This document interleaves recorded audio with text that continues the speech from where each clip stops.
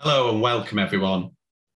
So the new year is only 4 weeks old and already we're seeing some very significant changes in the community pharmacy landscape across England.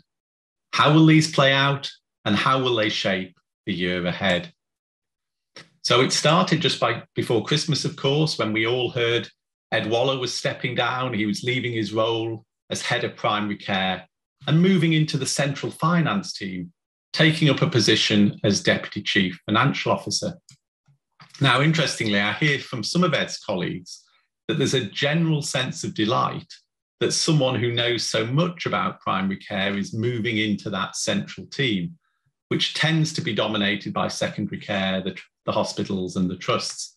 Perhaps that in itself might play out well for pharmacy. But what will Ed's absence mean for us in the short term? Well, Ed's been replaced by Ursula Montgomery on an interim basis till the end of June. My suspicion, though, is it's going to cause something of a slowdown in thinking in NHS England. I suspect Mike Dent and colleagues at PSNC are likely to find something of a vacuum as they negotiate year 4 of the 5-year community pharmacy framework. And maybe that's a good thing. It's not as though most contractors are in a position to take on new services at the moment.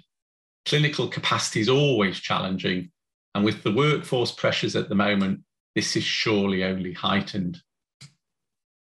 And if those changes in the national part of the National Health Service were not enough, there are actually 2 other big changes in play as well. Earlier this month, we finally heard who will be replacing Keith Ridge when he retires in the middle of February. David Webb, we now know, is going to be picking up the reins. I think there's probably a week or so of handover before Keith goes. Now, I haven't met David, but I've heard only positive and consistently positive messages from those that have worked with him. He's thought to be open-minded, a good listener, and a thoughtful leader. So let's hope David gives community pharmacy the credit it surely deserves. Perhaps the biggest change of all, though, is the announcement that came most recently.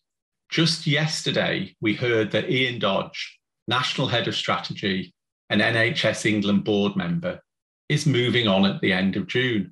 Now, Ian is not someone we often see at pharmacy events, but his thinking and his values are, I believe, indelibly stamped over all that's passed as community pharmacy policy in the last 7 years or so he's been in role.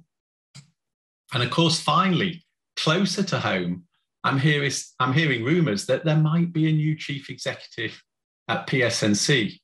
Of course, it's nearly 4 months since Simon Jukes moved out in the autumn.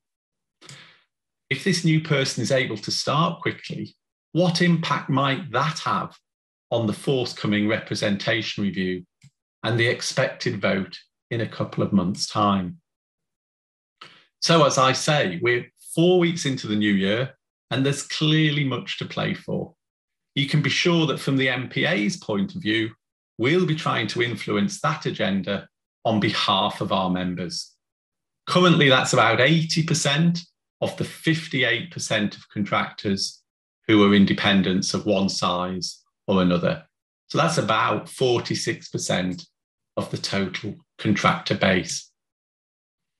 The $64 million question is, will any of these changes at NHS England or indeed PSNC see a change in fortunes for the average independent contractor?